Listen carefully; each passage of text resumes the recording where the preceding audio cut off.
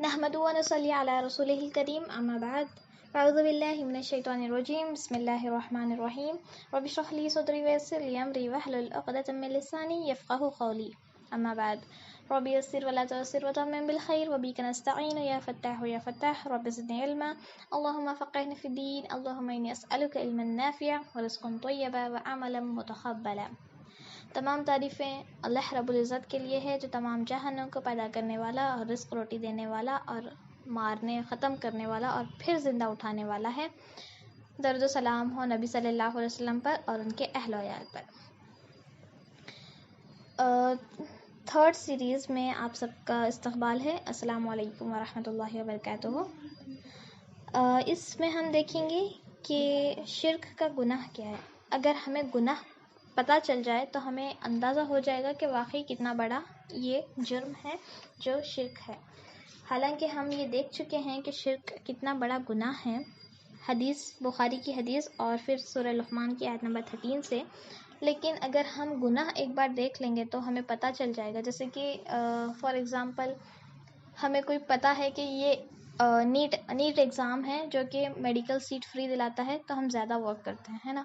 اسی طرح کوئی اور ایگزام ہے جو کہ کم لیول کی سیٹ دلاتا ہے تو ہم اس پر زیادہ ورک آؤٹ نہیں کرتے، رائٹ۔ اسی طرح ہمیں اگر ہمیں رزلٹ پتہ چل جائے گا تو پھر ہم اس سے پہلے کے سارے سٹیپس اس احتیاط سے لے سکتے ہیں۔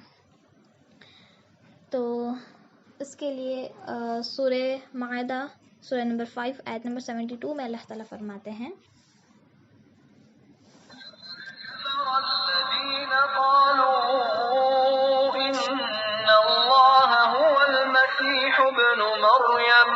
وقال المسيح يا بني إسرائيل اعبدوا الله ربي وربكم إنه من يشرك بالله فقد حرم الله عليه الجنة ومأواه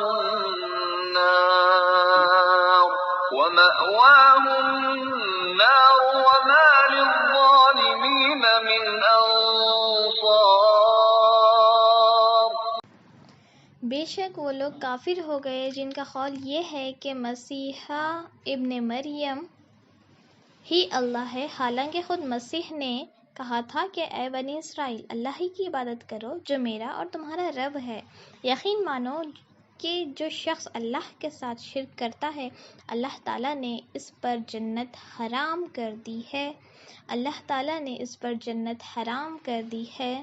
اللہ تعالیٰ نے اس پر جنت حرام کر دی ہے، اس کا ٹھکانہ جہنم ہی ہے اور گنہگاروں کا مدد کرنے والا کوئی نہیں ہوگا۔ یہ تو عیسیٰ علیہ السلام کی دعوت تھی جو کہ بنی اسرائیل کو تھی کہ تم شرک مت کرو، میں اللہ نہیں ہوں، میں خدا نہیں ہوں، میں گاڈ نہیں ہوں، میرا اور تمہارا رب اللہ ہے۔ تو اللہ تعالیٰ آگے فرماتے ہیں کہ یقین مانا جو شخص اللہ کے ساتھ شرک کرتا ہے اللہ تعالیٰ اس پر جنت حرام کر دی ہے۔ حرام یعنی بالکل اس کے لیے الاؤڈ ہی نہیں ہے، اس میں کوئی چیز الاؤڈ ہی نہیں ہے۔ تو اللہ تعالیٰ اتنا سختی کے ساتھ بتا رہے ہیں کہ اللہ تعالیٰ نے شرک کرنے والے پر جنت حرام کر دی ہے اور اس کا ٹھکانہ جہنم ہی ہے۔ جہنم ہی اللہ تعالیٰ ان کے لیے بول رہے ہیں کہ شرک کرنے والوں کے لیے بیسٹ پلیس کیا ہے؟ جہنم ہے۔ اللہ ہمیں بچائے، اور گنہگاروں کی مدد کرنے والا کوئی نہیں ہوگا۔ اور اس دن قیامت کے دن جب اللہ تعالیٰ شرک کرنے والوں کو جہنم کا تحفہ دیں گے اور جنت سے محروم کریں گے تو اس وقت کوئی مدد کرنے والا نہیں ہوگا۔ ہم یہ سوچتے ہیں کہ ہماری سفارش آپ صلی اللہ علیہ وسلم کریں گے، انفیکٹ آپ صلی اللہ علیہ وسلم سے پہلے تو ہم یہ سوچتے ہیں کہ ہمارے کوئی بزرگ ہماری سفارش کریں گے، تو ایسا بالکل نہیں ہوگا۔ کسی کی سفارش کی گارنٹی نہیں ہے۔ انفیکٹ آپ صلی اللہ علیہ وسلم بھی انہی کی سفارش کریں گے جس کو اللہ تعالیٰ نے جنت دینے کا سوچ رکھا ہے، اللہ تعالیٰ نے جس کے لیے جنت رکھ دی ہے۔ ٹھیک ہے، انشاءاللہ اس کو ہم اور ڈیٹیل میں آگے لیں گے، یہ بھی شرک کے ٹاپک میں انکلوڈ کریں گے انشاءاللہ۔ تو ہم یہ سوچتے ہیں کہ جنت ہم فلاں کے ساتھ رہیں گے، فلاں کے پیچھے رہیں گے تو ہمیں جنت مل جائے گی، لیکن ایسا نہیں ہوگا۔ تو اللہ تعالیٰ فرماتے ہیں کہ اگر تم شرک کرنے والے ہیں تو تمہارا ٹھکانہ جہنم ہے اور پھر تمہارے لیے کوئی مددگار نہیں ہے۔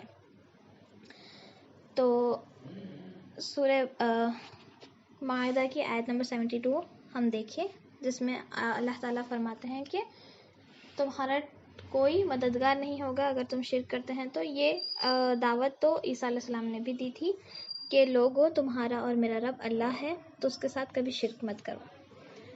اللہ ہمیں اس شرک جیسے بڑے گناہ سے بچائے. جزاکم اللہ خیر. السلام علیکم ورحمۃ اللہ.